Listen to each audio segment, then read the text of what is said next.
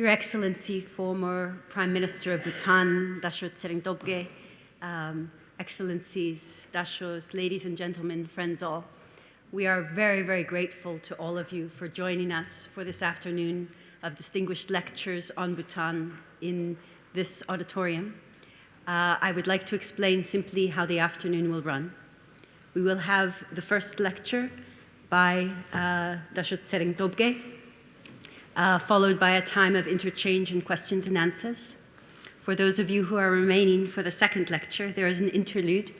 There will be bottles of water on the desks, and there will be a little bit of perhaps music and perhaps movement. It's not unheard of for people to join the dances of Bhutan and master them in 5 minutes. So you are welcome to take that opportunity. I am very honored to recognize Dr. Ralph Walker, who has been the chairman of the General Board of Oxford University, has been head of the Division of Humanities, and is Fellow Emeritus of Magdalen College, and he will chair this lecture. Dr. Walker.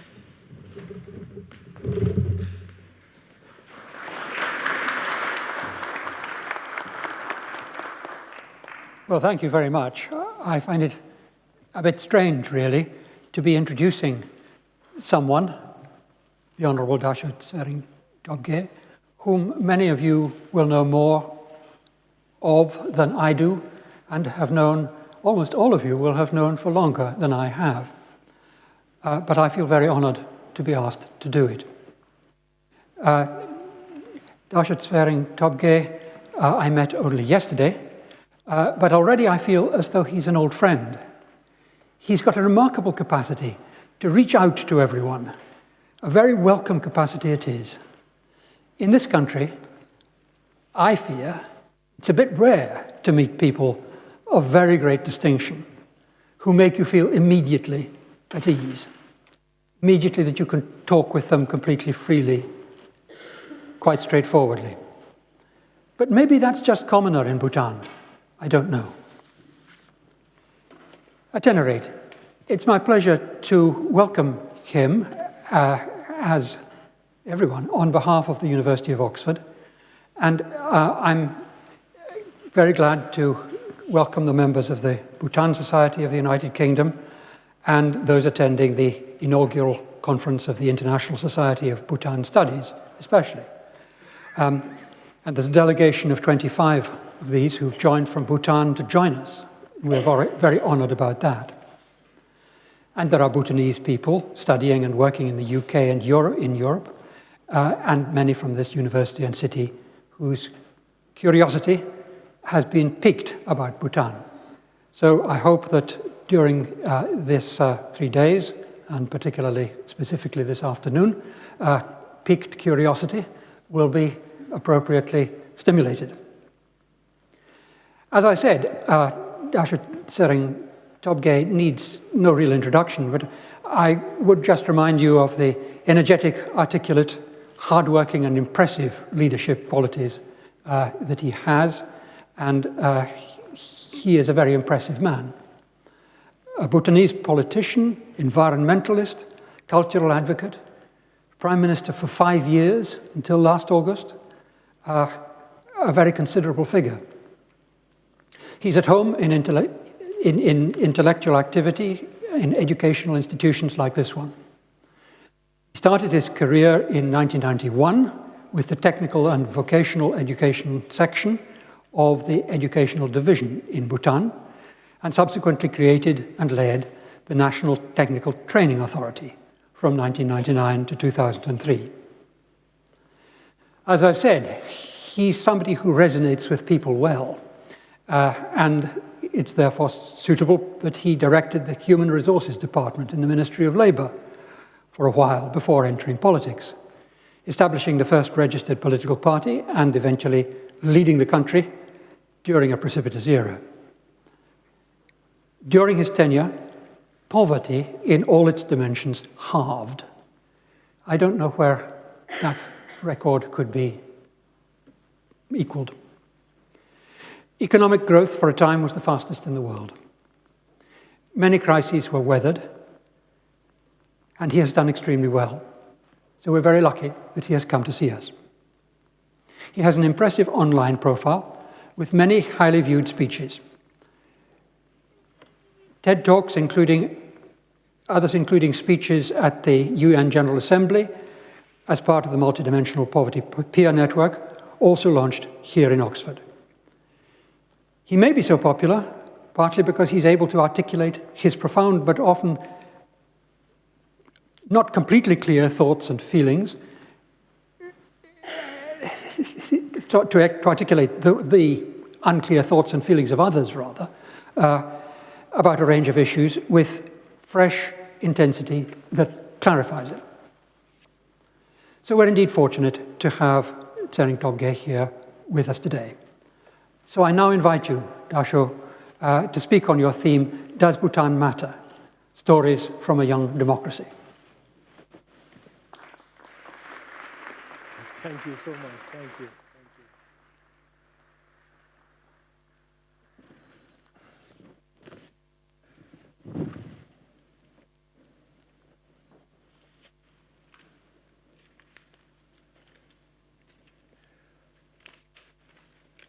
I have the honor of conveying to you the greetings and warm wishes of His Majesty, the King of Bhutan.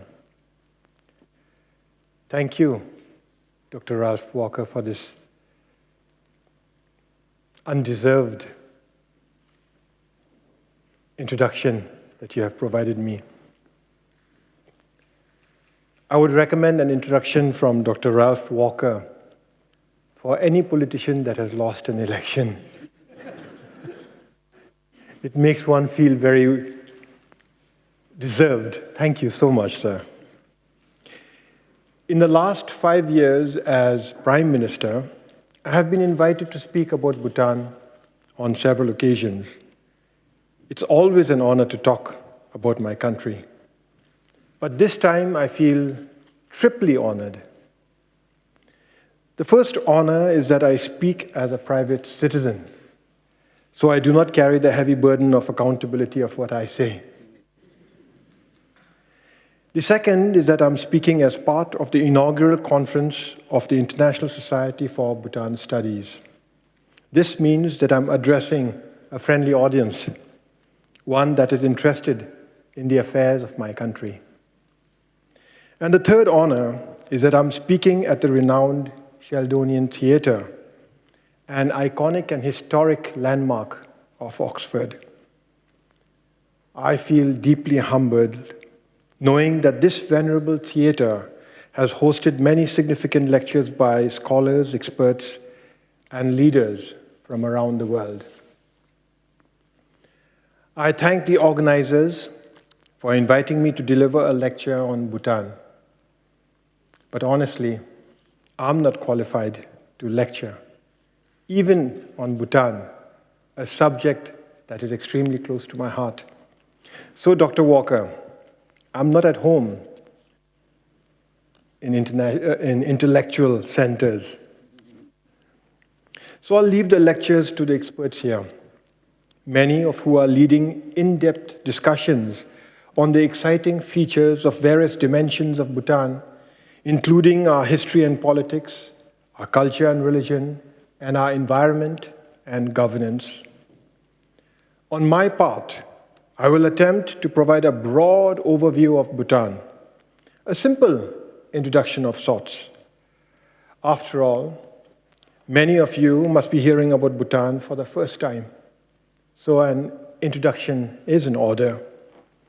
But my introduction will focus on what I consider to be extraordinary about my country. In particular, I will talk about our leadership that has made Bhutan what it is today. Special, different, unique, extraordinary.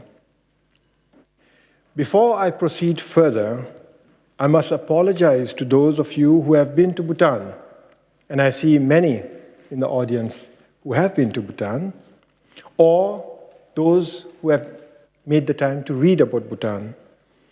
I risk boring you with details that you already know. I also apologize if I appear foolish, boasting about my country, blowing our own trumpet, If I sing our own praises, I am also acutely aware of our many problems and challenges.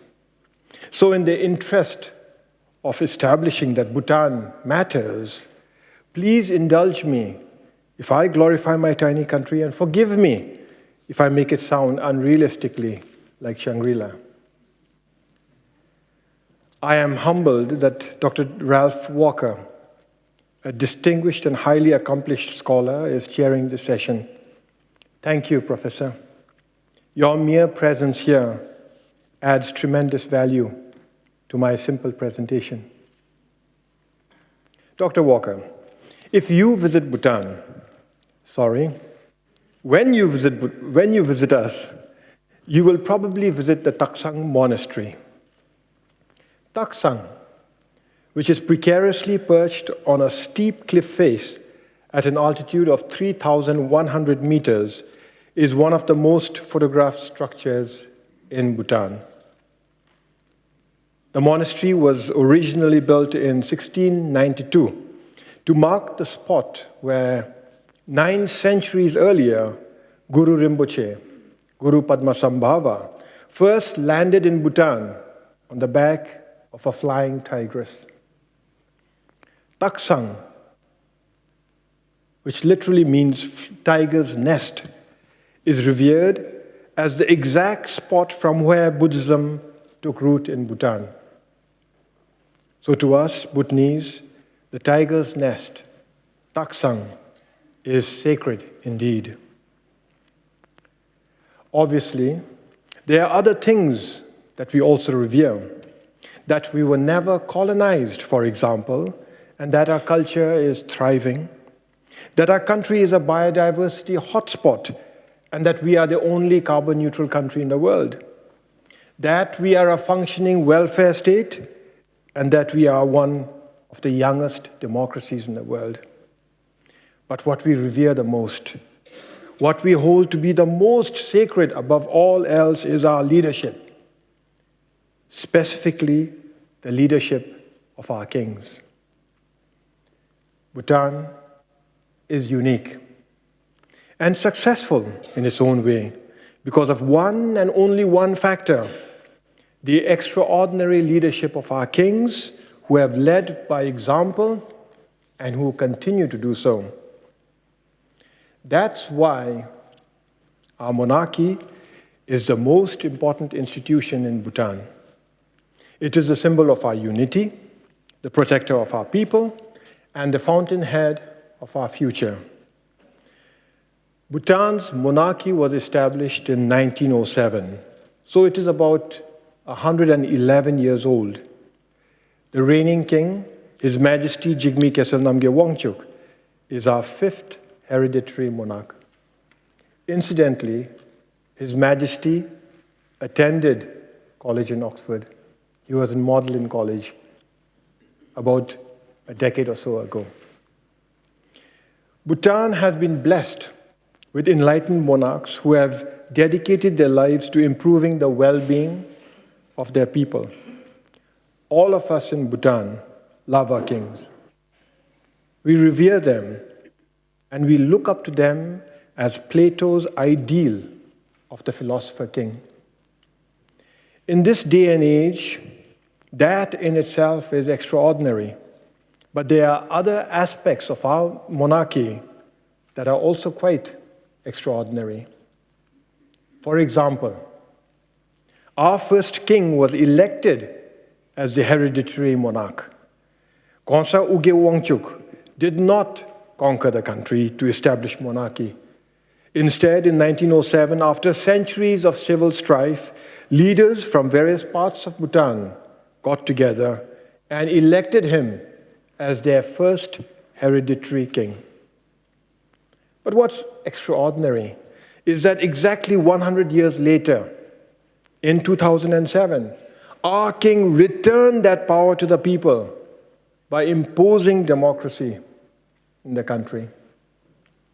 What's even more extraordinary is that we, the people, can remove a king through a vote of no confidence.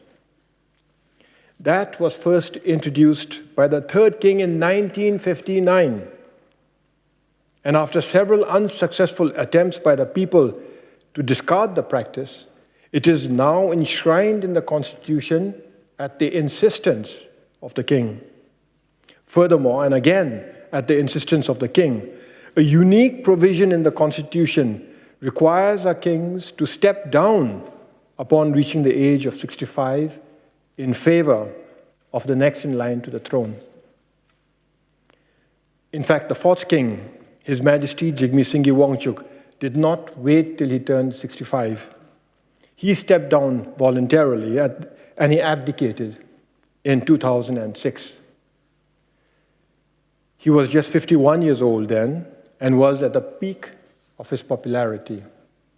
So we actually have a king enjoying retirement. What this means is that we are blessed to have three kings, one in retirement, one reigning, and one future king, an adorable crown prince who turns 3 next month. We in Bhutan consider the situation extremely auspicious. Here's another fact. Our king has no personal wealth. Today, when some of the richest people in the world continue to be monarchs, our king does not own any personal property. All citizens have access to the king. We celebrate the fact that the poor, the landless, and the destitute can approach the king for intervention and help.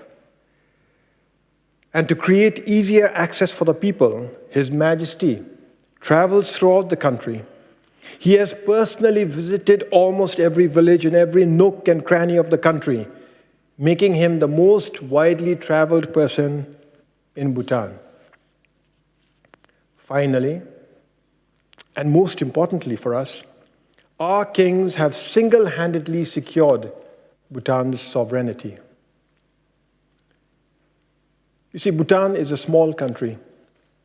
It is the size of Switzerland, but with just 730,000 odd people. And it is sandwiched between the world's two most populous countries, India to the south and China to the north.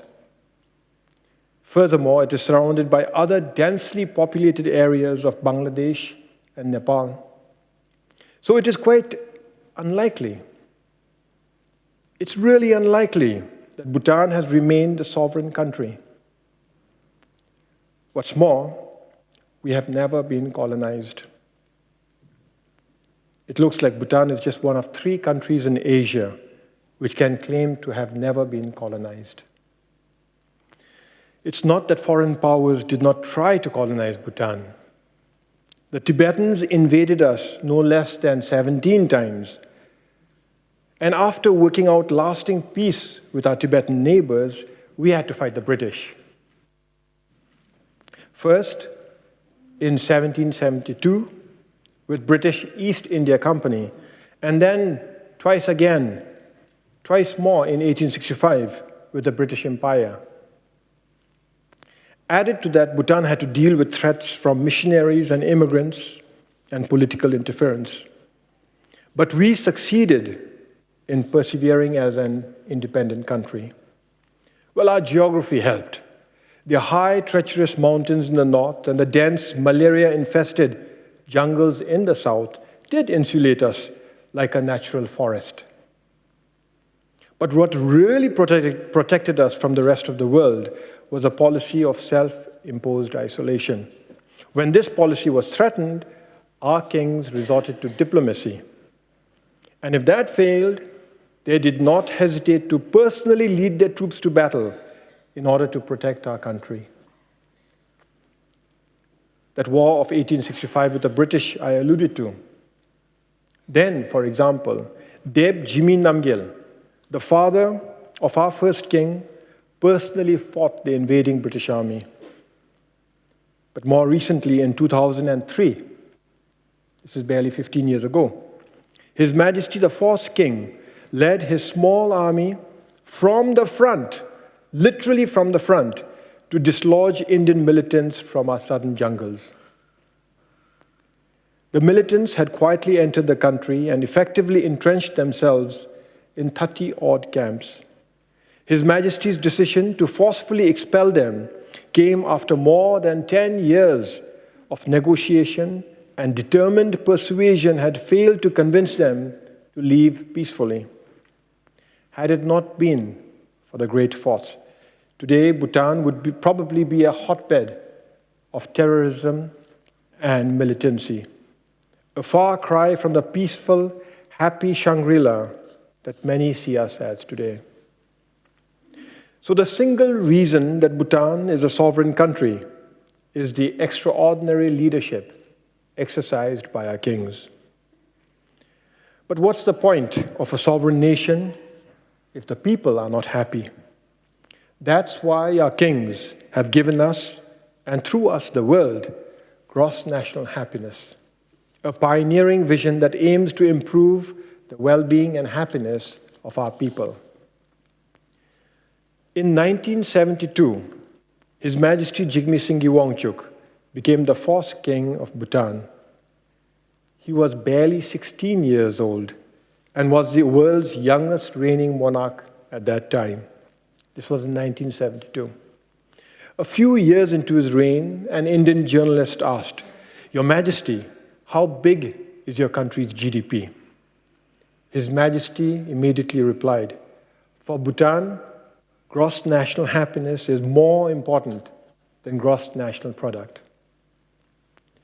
Put simply, gross national happiness, or GNH, is an idea that steers the government away from chasing unrestrained material growth towards sustainable economic development that is balanced with social progress, cultural preservation, environmental protection, and good governance.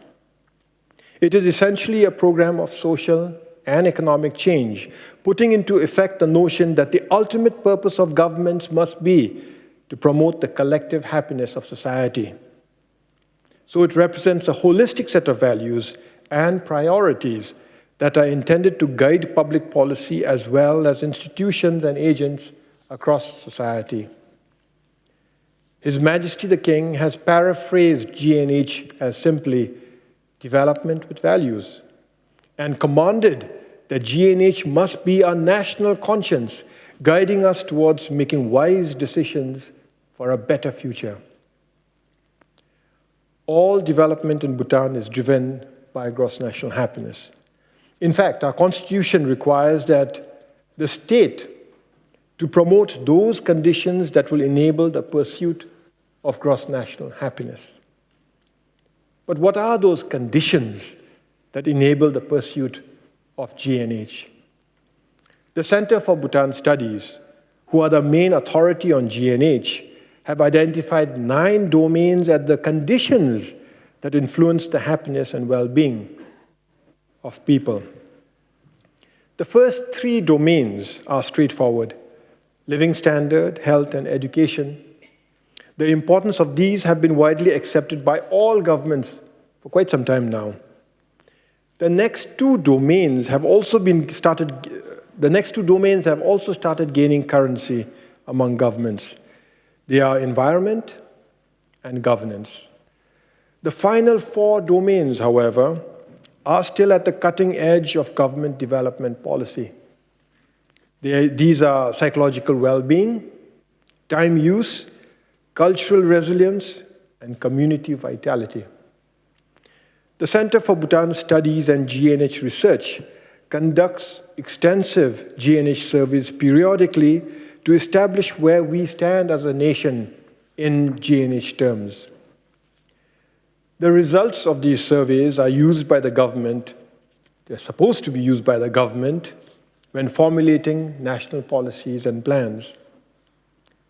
I certainly hope that some of you here would be interested in discussing GNH and its links to public policy. If so, Dasho Karma Ura, who is the president of CBS, has a lecture immediately following my talk. And I invite you to seek him out and his colleagues who are also here in attendance here to talk about GNH. Last year, G&H went a step further. Instead of limiting G&H to the public sector, the Center for Bhutan Studies developed a program to measure the G&H of business organizations. This innovative program allows businesses to measure their happiness levels and are certified as G&H compliant upon achieving a certain minimum threshold. I invite business leaders interested in taking part in this exciting program to meet Dasho Karmaura. G&H, gross national happiness, therefore, is what defines us as a nation and what guides us as we move forward as a society. G&H has become Bhutan's brand image. That image is so effective, that image is so powerful, that many people are convinced that we Bhutanese are the happiest people in the world. We are not, we can't be. But we do take happiness seriously, and we are trying hard. G&H has also quietly become Bhutan's soft power. This holistic approach to governance and development has caught the attention of several international thought leaders and public policy experts who are attempting to advance the ideals of G&H in their own constituencies. G&H has also been deliberated in the United Nations and contributed to the development of the Sustainable Development Goals. All this has made many visitors to Bhutan wonder if G&H is influenced by Buddhist values. In some ways, it must be so. Bhutan has been predominantly a Buddhist society for an uninterrupted 1,500 years. Bhutan is one of only 4 countries in the world that has Buddhism as a state religion. What's more, Bhutan is the only Vajrayana Buddhist country. During its heyday, Vajrayana, or Tibetan Buddhism as you may know it, spread from Mongolia through much of China to almost all of the Himalayas. Sadly, Bhutan is the last surviving independent Vajrayana Buddhist kingdom today. But in Bhutan, Vajrayana is thriving. We have more monks than soldiers. And many of them, the monks that is, spend years in solitary meditation. The central monk body does not maintain a national registry of monks undertaking meditation, but they confirm that 50 of their monks, those that are registered with them, are currently undergoing 3-year retreats, and that at least 1 in every 10 of their registered monks, that's about 700 of them in total, have completed their own 3-year retreats. I was speaking with Lebe Gembo as I walked in, and I asked Lebe Gembo, by the way, he was in college when he left and decided to pursue Buddhist studies and become a monk. But even so, after that, he has done the 3-year retreats on 2 separate occasions. So he's been on solitary confinement for 6 years, if you will. And I asked him if he would do it the 3rd time, and he said he wants to do it the 3rd time, but he won't be allowed to do it. Because if he were to do his 3rd 3-year retreat, then he would qualify to go into the mountains and just spend the rest of his life in retreat. With Lebe Gembo are 2 venerable lamas. One of them, they are not in attendance today, one of them has, just like Lebe Gembo, done 2 2-year retreats, so 6 years in confinement. But the other has done 5 3-year retreats. So His Eminence has spent 15 years in solitary confinement.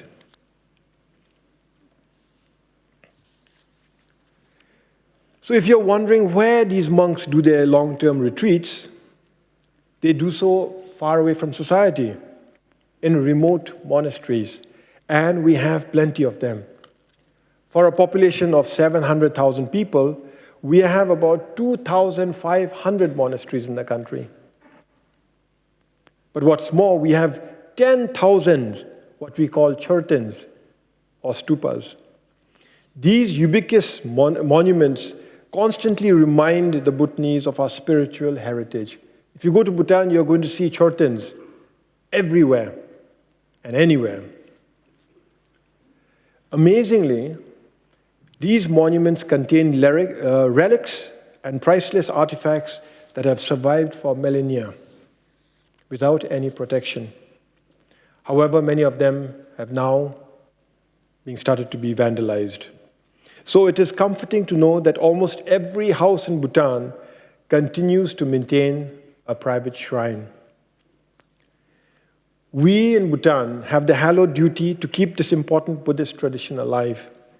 That's why we host an international Vajrayana conference every 2 years, and that's why we have decided to establish the International Vajrayana Center in Bhutan. If anyone here is interested in learning about the conference, the next conference is taking place in April this year, or learning about the Vajrayana Center, please meet, take a guess, Tashukarma Ura. Vajrayana permeates all aspects of Bhutanese life, with monks conducting rituals to consecrate birth, marriage, promotions, new homes, and other day-to-day affairs. Obviously, we turn to rituals in time of distress, sickness, and death. The fact is that Vajrayana is so pervasive in Bhutan that it has not just influenced, but defined our unique culture. So our culture is unique. You can tell by the way we dress, and there are many here. This must be the world's largest pocket. But what might interest you is that this garment can double as a blanket. Actually, the heavier ones feel more like quilts. And this is exactly how it was used in the past. Blankets, as quilts. But many of us still occasionally use it as such, especially when it gets unexpectedly cold. The hospitality here has been so kind and so warm. We have not had to resort to this. You can tell our culture is different from the way we eat. We eat red rice, chew on what some people think is rock-hard cheese, and we add butter and salt to our tea. And we consume copious amounts of chili. To us, chili is not a spice. To us, chili is our principal vegetable. Similarly, the way we sing and dance is also different. And Sabina has kindly offered a demonstration of our song and has indicated that perhaps we can start dancing also. But what's truly unique is archery, our national sport. Teams of 11 players each compete against each other by shooting arrows at a small target placed 145 meters away. To ensure victory, we cheer our teammates and taunt our opponents. And for good measure, we conduct rituals seeking the support of our guardian deities. So a game of archery, a game of Bhutanese archery, our national sport, which can last up to several days, is not just about marksmanship. It is much more. It is a celebration of our martial past, our love for song and dance, and our belief in rituals and ceremony. What I like most about our culture is our women, or rather that women have a special place in our society. For instance, they have their own names. As all babies in Bhutan are christened in the monastery, without any reference to their parents, or region, or caste, creed, or class. Every child has a unique name, one that person keeps throughout his or her life. So my name is Tshering Tobgay. My father's name is Nobgelsen. It's totally unrelated. My mother's name is Rinchindem. What this means is that a woman does not have to take her husband's name. My wife's name is Tashidoma, and God forbid I suggest she change it to Dasho Tshering Tobgay. So they don't take their husband's names, nor do they wear a wedding band.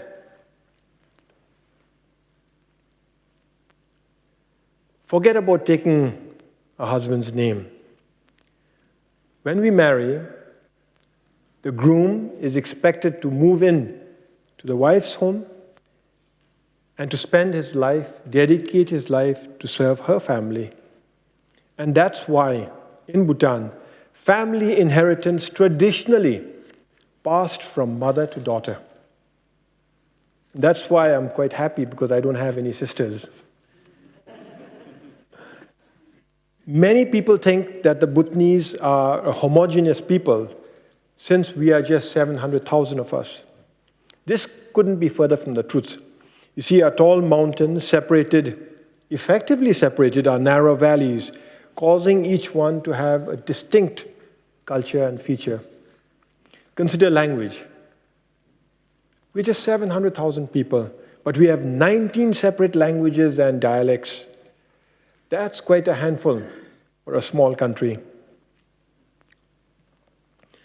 But some of the languages are spoken by just a few hundred of people. That's not uncommon. And we've started to lose some languages, and some are quickly vanishing. Olekha is a language, for instance, but it is spoken just by 2 people, or spoken fluently just by 2 people. Since they're spoken just by 2 people, I must mention their names. Amchude and Mindugem, both ladies and both in the 70s. I wonder what happens when they're not in talking terms. So, as a people, we celebrate cultural resilience and celebrate cultural diversity. But there are many things that unite us as a people, and one of them is our collective reverence for the environment. The Constitution of Bhutan requires that a minimum of 60% of the country must be under forest cover for all time. That our Constitution compels the people to look after their forests is unique. This Constitution clearly outlines responsibilities for individual citizens and the states. But what's extraordinary is that today more than 70% of our country is under forest cover. What's more, most of our forests are pristine. In fact, they are virgin forests. And they absorb about 7 million tons of carbon dioxide annually, easily offsetting the 2.2 million tons of CO2 that we generate each year.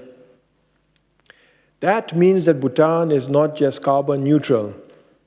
Bhutan is carbon negative. I coined this phrase just to rub it in. And what I need to rub in, what really amazes me, and quite frankly what scares me, is that Bhutan is the only country in the world that is carbon neutral. When we as a world are already facing the consequences of climate change, it is unacceptable that only one country, just Bhutan, is carbon neutral. Our forests are not just a carbon sink. They also make the generation of renewable hydroelectricity sustainable. Today, all electricity generated in Bhutan comes from renewable hydroelectricity. And the clean, green energy we export offsets about 6 million tons of carbon dioxide in the region each year. We are building a few more hydroelectric projects, and they will be ready in a few years.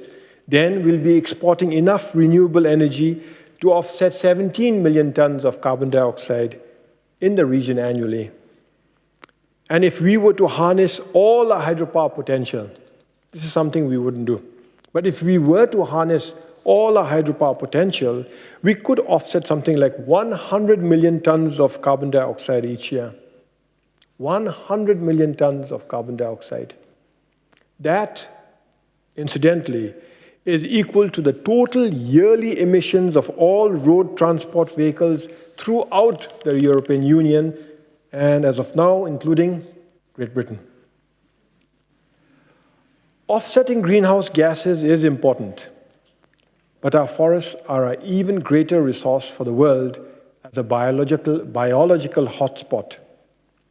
Even though Bhutan is tiny, we are the custodians of a wealth of biological resources.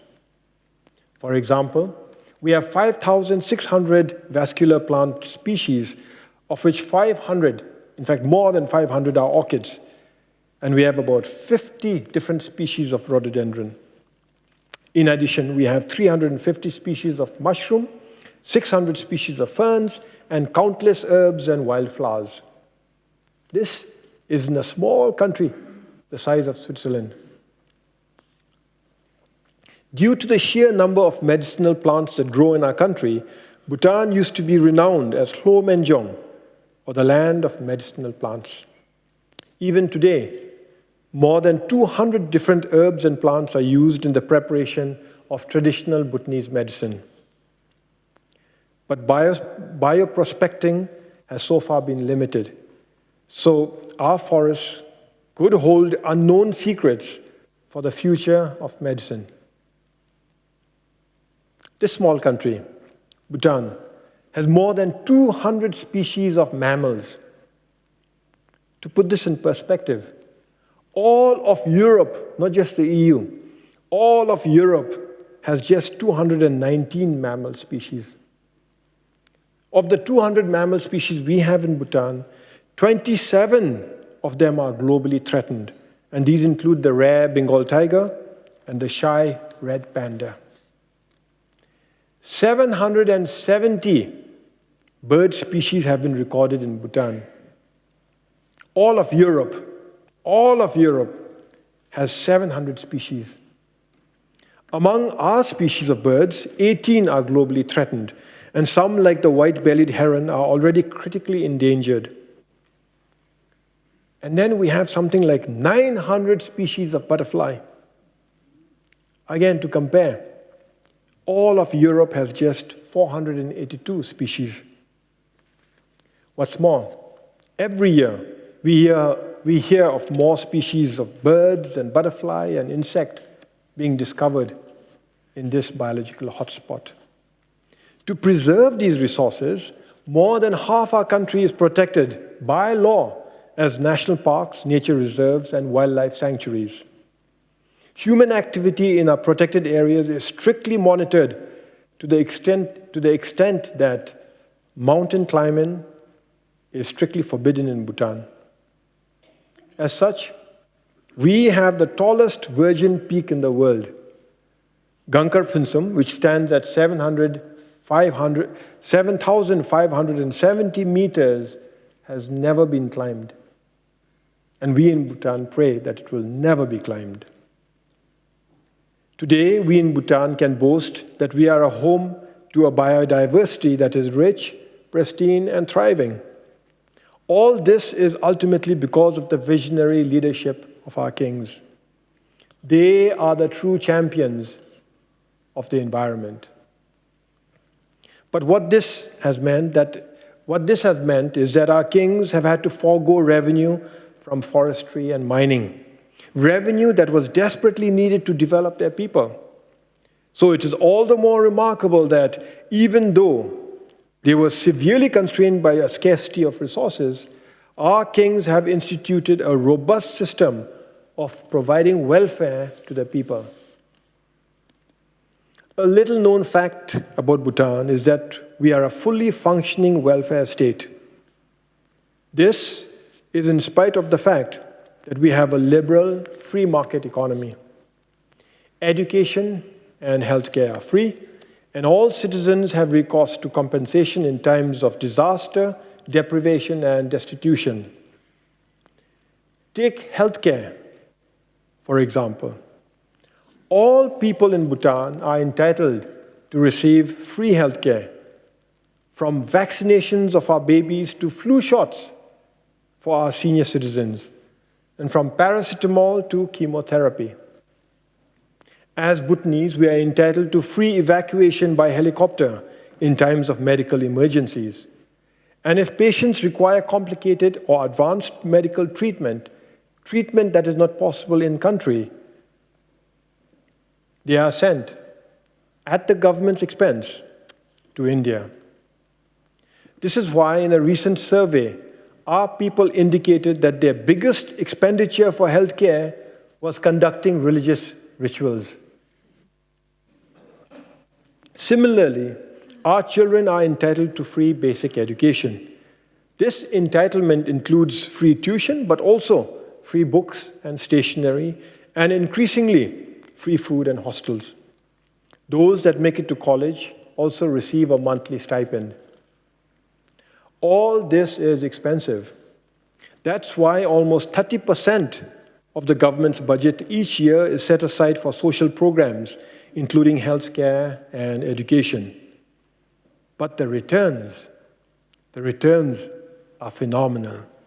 In the last 30 years, life expectancy has increased from 45 to 70, while infant mortality rates have plummeted from 140 per 1,000 live births to just 15. Literacy, which was in its 40s about 30 years ago, has now increased to 72. And youth literacy, something I'm very proud of, is at an impressive 93%. And importantly, the proportion of the poor has reduced from 31% to 8% in just 15 years. In 15 years, income poverty in Bhutan has declined from 31% to just 8%. And multidimensional poverty, something that Sabina works on directly, is now even lower. It is at 5.8%. Our welfare system is remarkable, and it's all the more remarkable that it works. It is fully functioning, and in spite of the fact that we are one of the smallest economies in the world, our GDP today stands at all of 2 billion pounds. But there too, we've made considerable progress. 30 years ago, our per capita GDP was barely $155. Today, it has increased manifold to $3,500, making Bhutan eligible to graduate from the least developed countries category. Obviously now, good governance is important to sustain our welfare system. Otherwise, it just wouldn't work. In fact, good governance is critical to sustain all that we treasure in Bhutan: our sovereignty, our unique culture and spirituality, our pristine environment, and most importantly, GNH, our development philosophy that has served us so well. That's why our kings have conscientiously focused on providing good governance. The extent of their determination is aptly demonstrated by the way they introduced democracy in Bhutan. Multi-party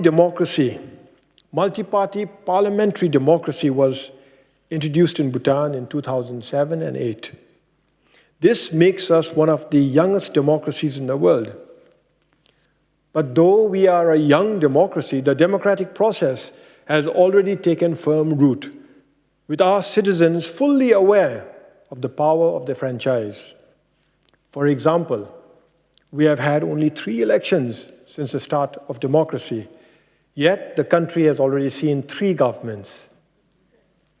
In the first election in 2008, my party was elected as the opposition party. I served as a leader of a 2-member opposition party. The ruling party had a whopping 45 members. Our people may not understand democracy, I thought. Those were very trying times for me. But 5 years later, in 2013, my party was elected as a ruling party, and I was given the opportunity of a lifetime to serve as Prime Minister. Our people understand democracy. I quickly changed my mind. Those were pretty good times. Then recently, in 2018, we conducted our 3rd election. My party lost. And a completely new political party is now in government. Having voted for 3 different governments in our first 3 elections, one must conclude that the Bhutanese have already developed a thorough understanding of democracy.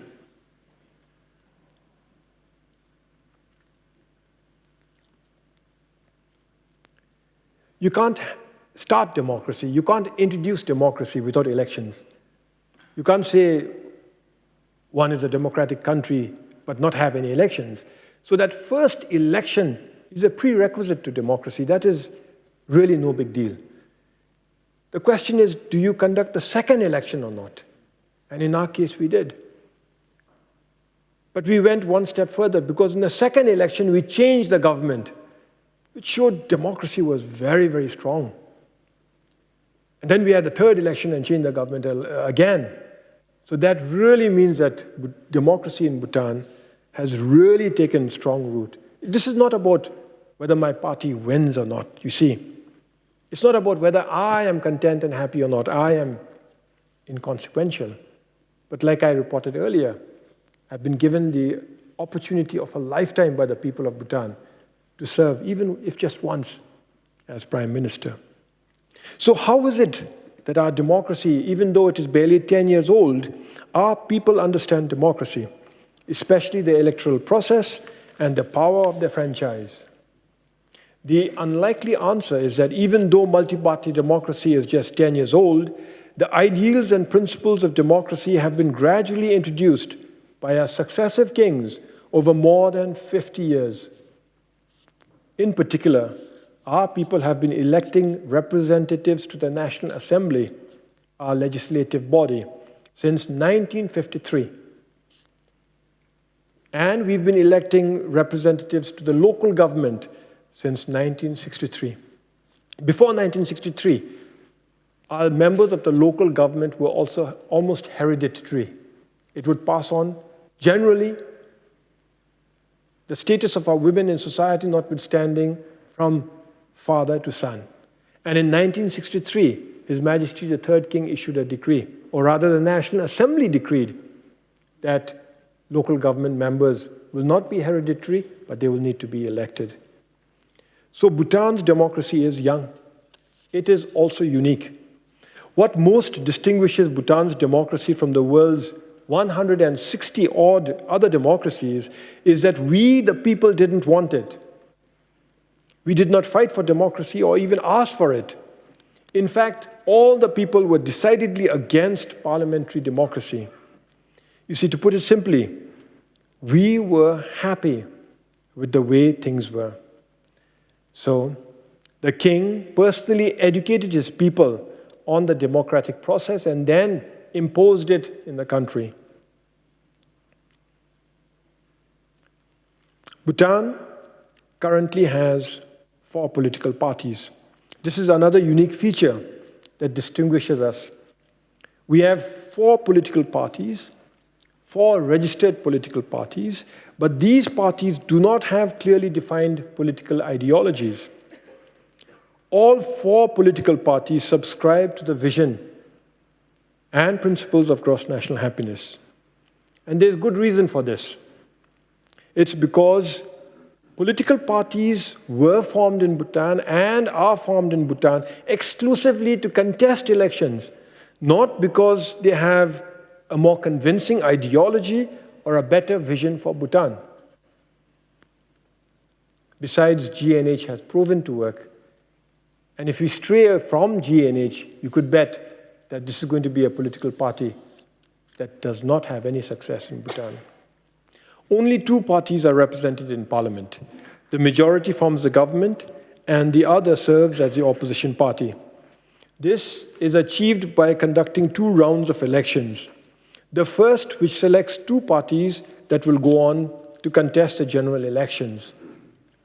This arrangement is good for Bhutan in that it gives us, a small country, the best possible opportunity for the government to complete its 5-year tenure.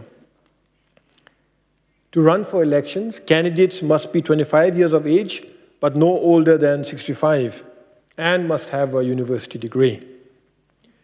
So one way to look at it is, I have a limited amount of time. I'm fast approaching 65. The other way to look at it is I can go flat out for the 10 years I have remaining, and then I can retire.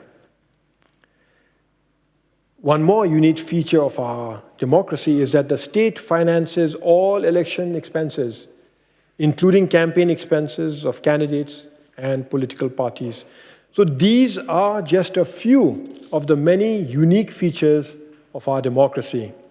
The main point, however, is that His Majesty the King did not just introduce democracy in Bhutan, he had to impose it on the people.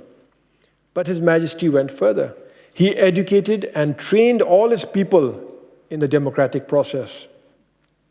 And most importantly, His Majesty the King designed our democracy to suit our unique needs, ensuring that Bhutan's democracy is fit for purpose to serve country and people. So our democracy is not an end in itself. It is a means to protect our sovereignty, to nurture our unique culture, to preserve our pristine environment, to strengthen our welfare system, and to ensure that political leaders and decision makers remain faithful to the ideals of gross national happiness. So this concludes my schematic overview of Bhutan. So where does that intersect with Bhutan Studies and the International Society for Bhutan Studies? First, focusing on each, it is interesting to study and understand each of these qualities well. For example, why is it that visionary environmental policies are politically feasible in Bhutan, even if they have serious economic implications for a small economy? And why are such policies absolutely impossible in many other countries? Next, studying change is vital.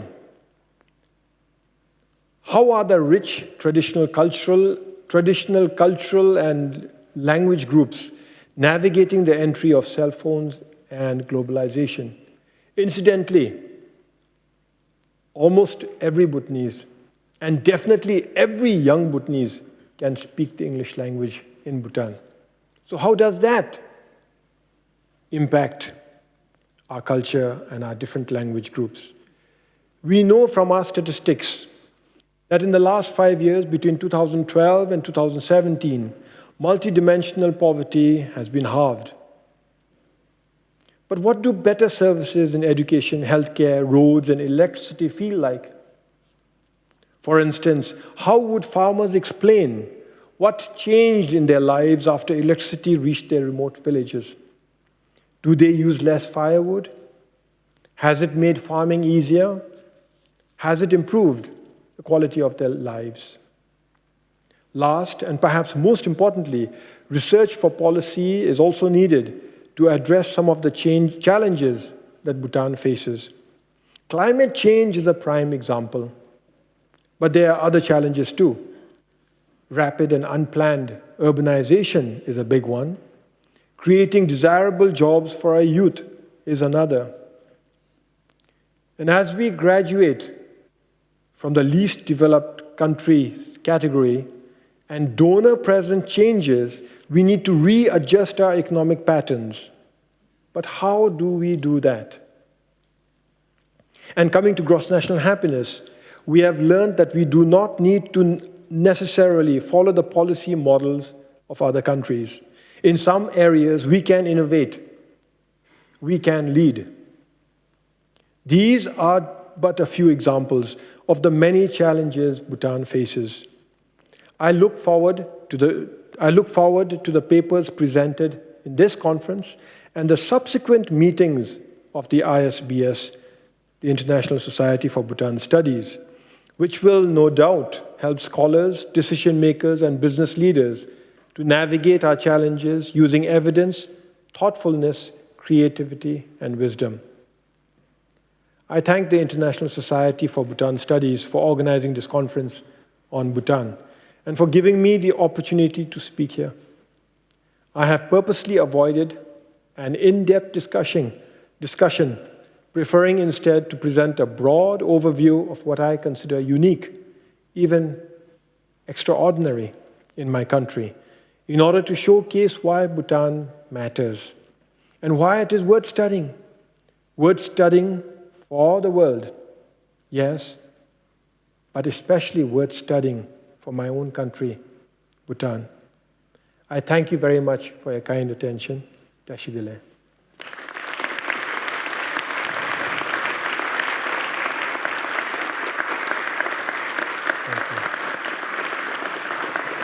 Come there. Yeah? Doctor? Come, doctor. Thank you.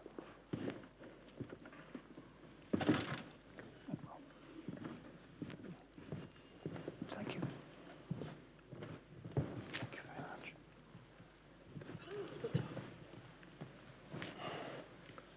Well, I'm sure many people have questions that they'd like to put. So can I invite questions, comments, thoughts, ideas? Doctor, I must clarify, I have a whole team of experts here. Right. So you must allow me to divert the questions to the experts. Of course. Including yourself, Doctor. Would that it were. Yes. Good afternoon, Dasho. Excuse me. Good afternoon, Dasho Tshering Tobgay. We shortly met in November, and when I introduced myself as an advocate for GNH in Germany and across Europe, you had some wise words saying that it is very important and relevant to spread the message about GNH within your country.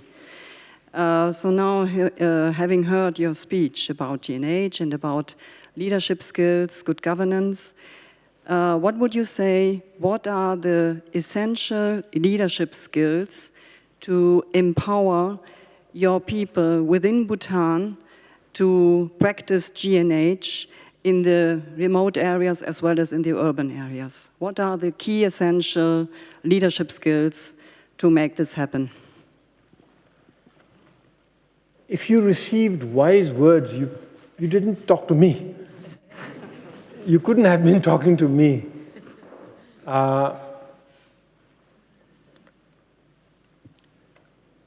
GNH is so widely spread and spoken about in Bhutan that the danger is you lose focus. You lose the narrative, and it can get quite confusing also. And this is why Tashukarma Ura set up the Center for Bhutan Studies and GNH Research. And they've been taking this very seriously, and they've conducted several nationwide surveys, and they've taken the time to, obviously they analyze the results of the surveys, but they've taken the time, having drawn conclusions from the surveys, to explain to the people.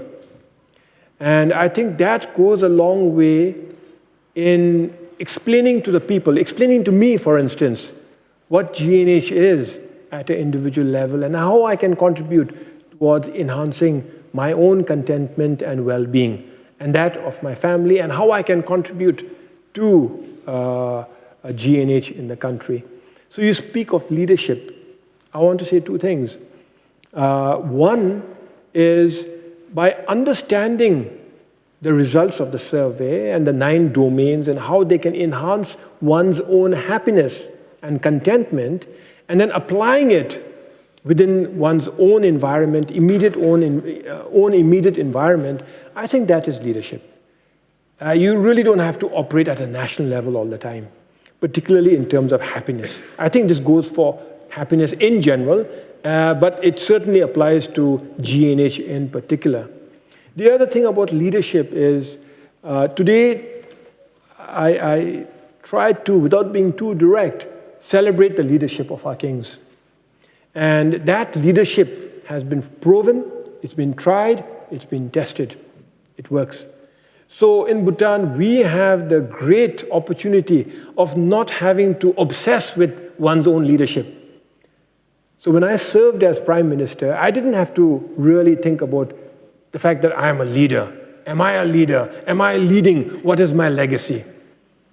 Because we have our kings.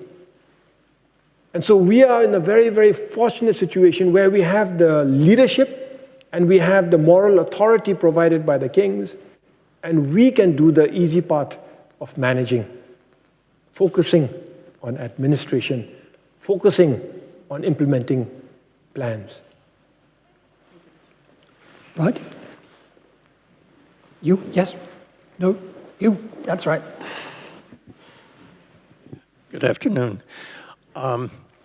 During the 2013 elections campaign, long before the advent of the false news that permeates the American media, or the alleged false news, you and some of the media was depicted as being opposed to GNH. And I can't imagine for the life of me why anyone in the United States would think that. And I was wondering if you were aware of that, or if you have any idea why that may have happened. This was a piece written by Time and the Times newspaper. And I think the headline was misleading. The story, I haven't really obsessed about it, I must be honest, so I don't remember the details.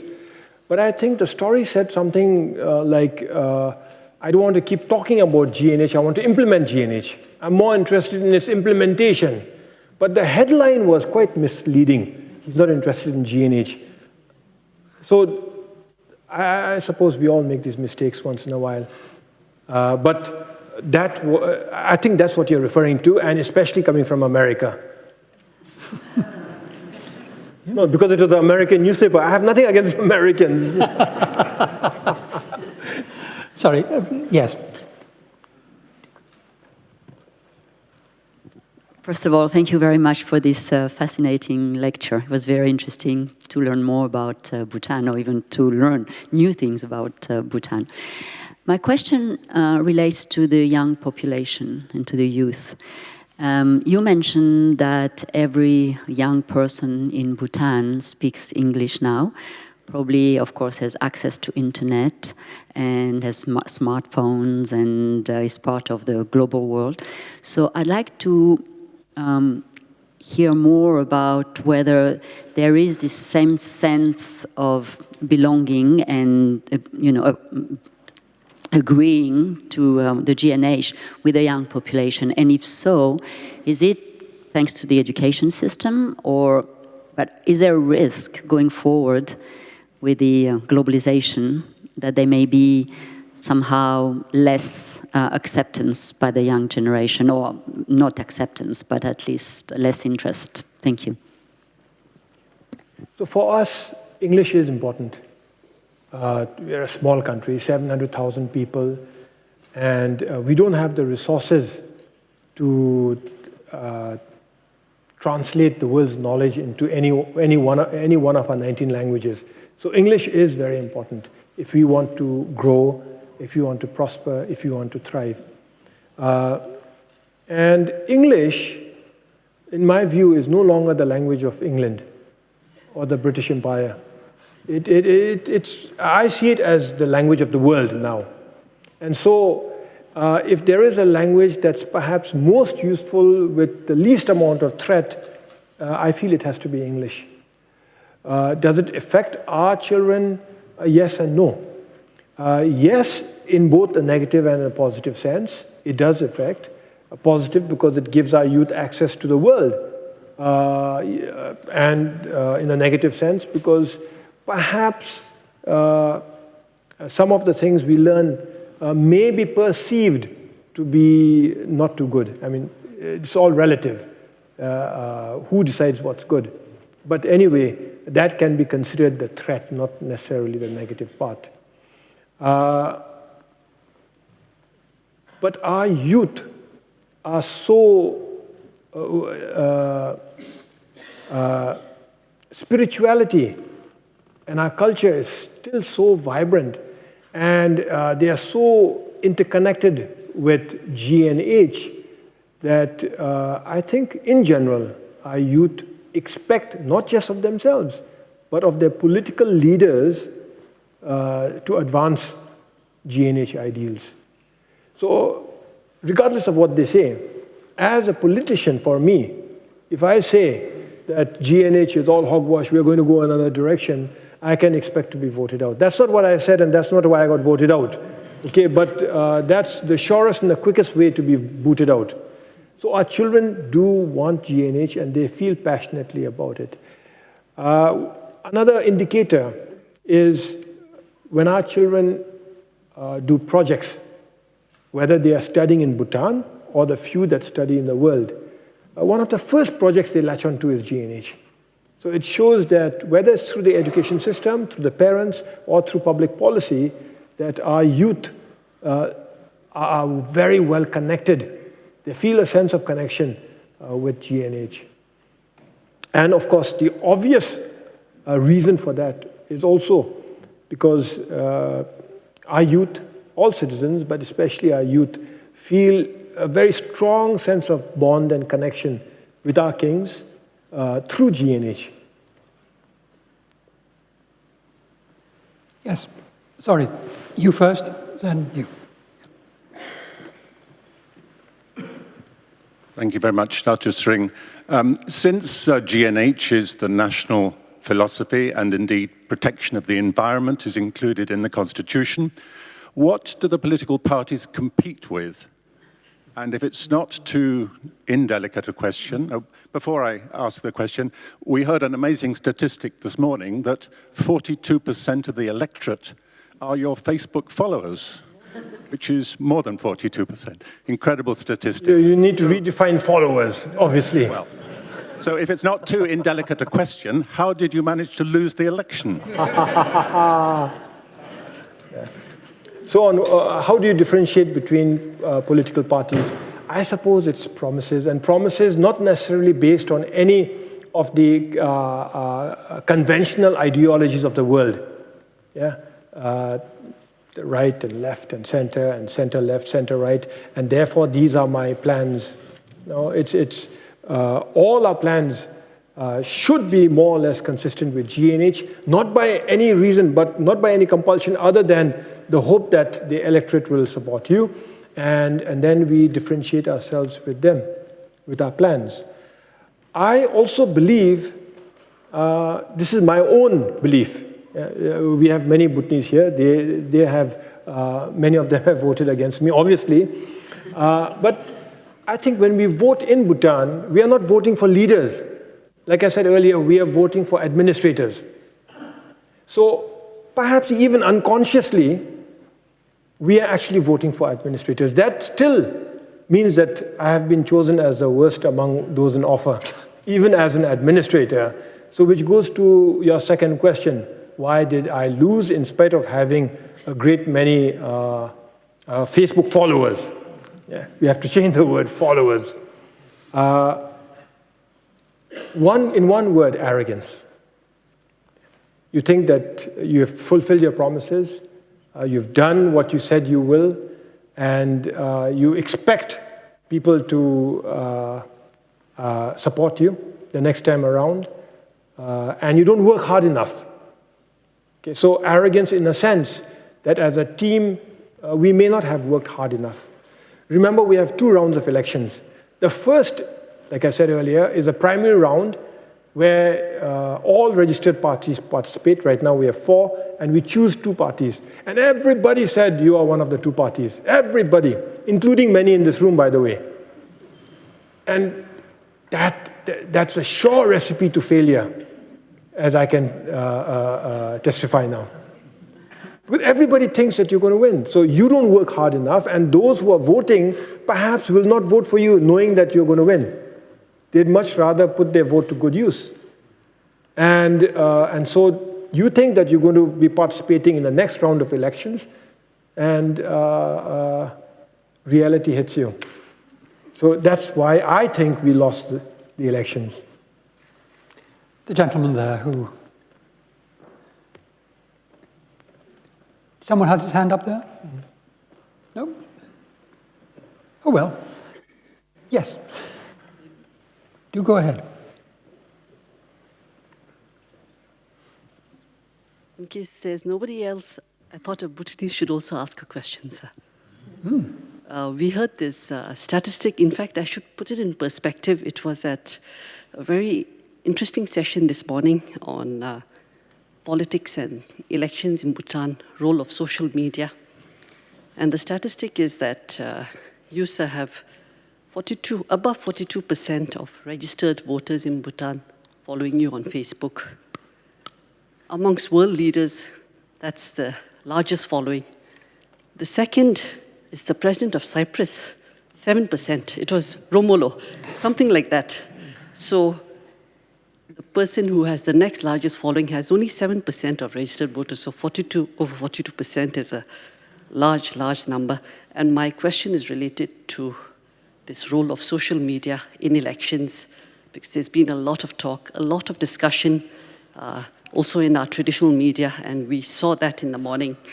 And with the high internet penetration, especially on mobile phones, almost everybody, including my mother, who's about 92 years old, I think, we are not sure, has a smartphone so that she can chat with her grandchildren.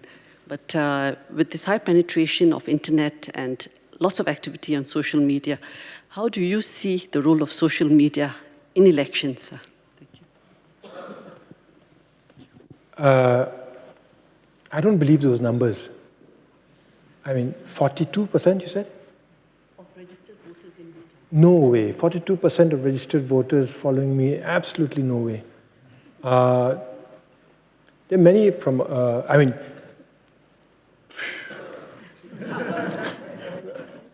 if I have to agree to 42%, it means that I have failed even more phenomenally.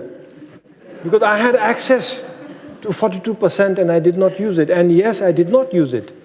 I'm, as social media, my presence as dominant as it appears to be and as active as I appear to be, some of the Bhutanese here will know that I'm quite shy on social media. I don't argue.